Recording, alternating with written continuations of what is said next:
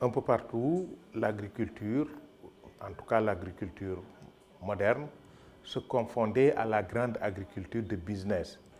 Un peu partout, l'on pensait que l'agriculture familiale était archaïque, c'est le terme que beaucoup d'experts utilisaient, beaucoup de décideurs politiques utilisaient, de telle sorte qu'il y avait très peu d'intérêt à soutenir et à financer ce type d'agriculture.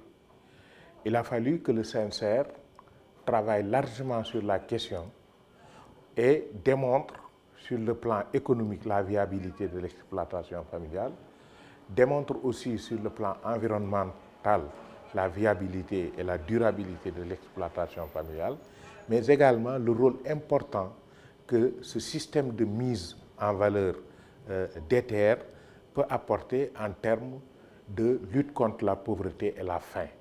Parce qu'en réalité, lorsqu'on parle de pauvreté et de faim, ça affecte surtout les petits agriculteurs. Et par conséquent, de tout temps, le CNCR a considéré qu'il fallait commencer par ces gens-là qui ont faim et qui sont pauvres, si véritablement on peut un jour arriver à éliminer entièrement ces deux facteurs qui sévissent au niveau de l'Afrique et de l'Ouest, et particulièrement au niveau du Sénégal. Et donc, c'est à travers ces études, ces propositions et ces démonstrations qu'aujourd'hui, il est établi qu'une exploitation agricole familiale peut être de loin plus rentable qu'une agriculture de business à grands capitaux. Mais en plus de cela, le CNCR a travaillé sur les instruments de politique, en lien avec l'Europa, sur les instruments de politique les plus adaptés pour promouvoir ce type d'agriculture familiale. On ne peut pas vouloir lutter contre la faim et aider ceux qui n'ont pas faim, alors que nous savons tous que l'agribusiness n'a pas faim. Bon. Au niveau aussi des négociations des APE, le CNCR a apporté une contribution importante pour dire que les orientations libérales de l'APE vont avoir des incidences très défavorables au niveau de la petite agriculture familiale et même conduire à sa disparition. C'est la même chose dans le cadre des négociations commerciales à l'OMC, comme dans la définition des politiques au niveau national et au niveau régional.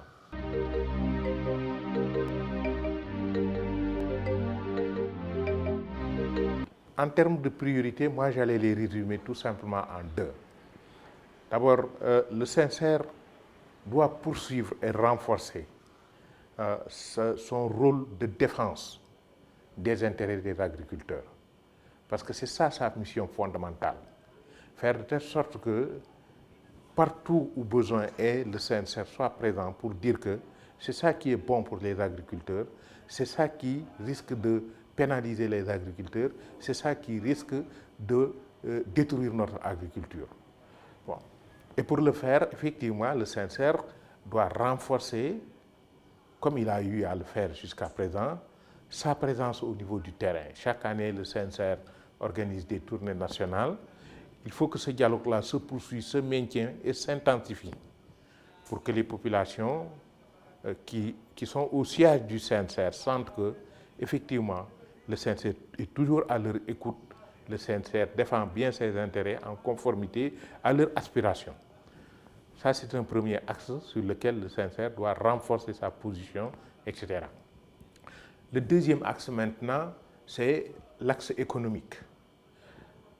Déjà, des pas énormes sont réalisés en termes de promotion de projets de développement à la base, faciliter l'accès aux agriculteurs au financement, aux ressources financières, etc., à la technologie, bon, favoriser une meilleure commercialisation des produits des agriculteurs.